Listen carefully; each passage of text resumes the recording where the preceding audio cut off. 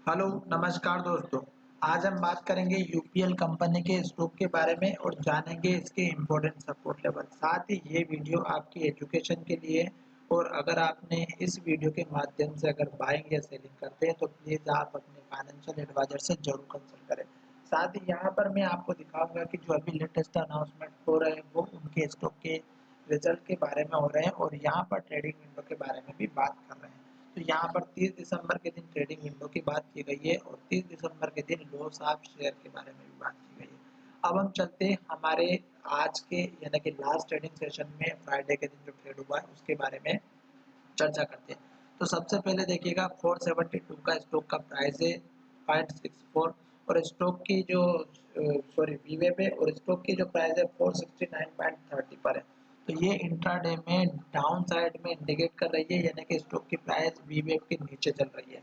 दूसरी बात स्टॉक का जो वॉल्यूम है 70 लाख के आसपास है और ये वॉल्यूम अगर आप हिस्टोरिकल डेटा में जाकर के 1 मंथ से कंपैरिजन करते हैं जो मैं आपको हर वीडियो में बताता हूँ क्योंकि वॉल्यूम सबसे इम्पोर्टेंट होता है दोस्तों। तो यहाँ पर देखिएगा वॉल्यूम 70 लाख का है और कितना ज़्यादा है दोस्तों अगर आप बाकी के वॉल्यूम से कंपैरिजन करते हैं इस 2 करोड़ के वॉल्यूम को छोड़ने के बाद में।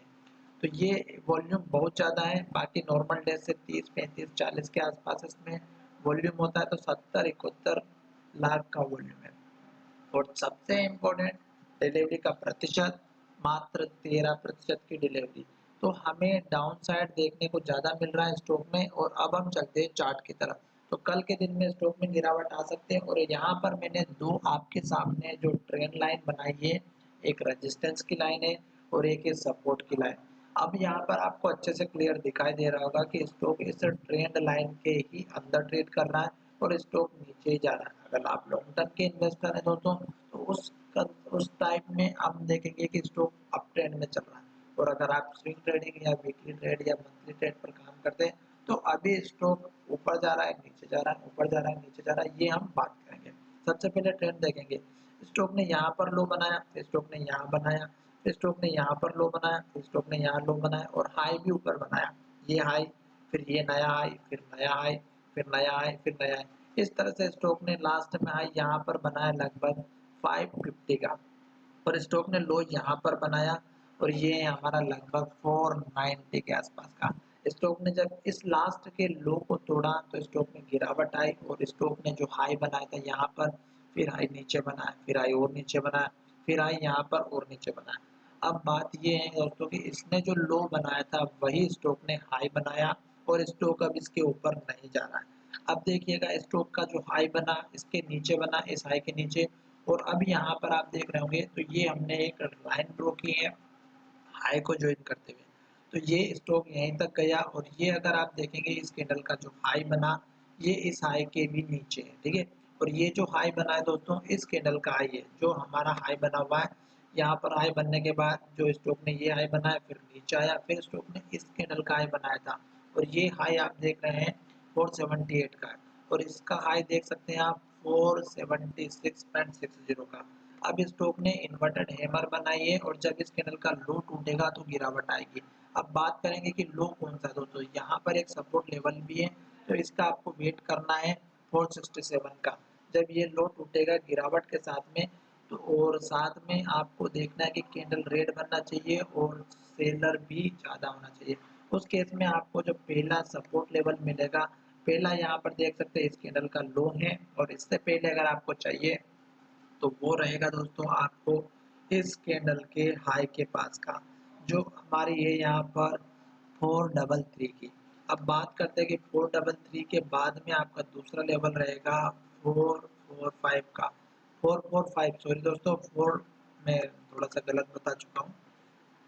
इस कैंडल का जो हाई है वो आप देख रहे हैं यहाँ पर 449 का हाई है यानी कि 450 का और स्टॉक का इस कैंडल का जो लो है ये लास्ट का लो है क्योंकि स्टॉक ने यहाँ पर लो बनाया, फिर ऊपर लो बनाया, फिर ऊपर लो बनाया और स्टॉक ने फिर यहाँ पर लो बनाया था। तो ये आपका लो है, ये आपका सपोर्ट लेवल या स्टॉप लॉस रहेगा। साथ ही स्टॉक अभी इस रेंज के अंदर ट्रेड कर रहा है तो जब तक ये रेंज ब्रेक नहीं होगी तब तक आपको कोई क्लियर कंफर्मेशन नहीं मिलेगा। अब बात करते हैं कि स्टॉक में जो लो बनते हैं वही आपके टारगेट और स्टॉप लॉस होते हैं।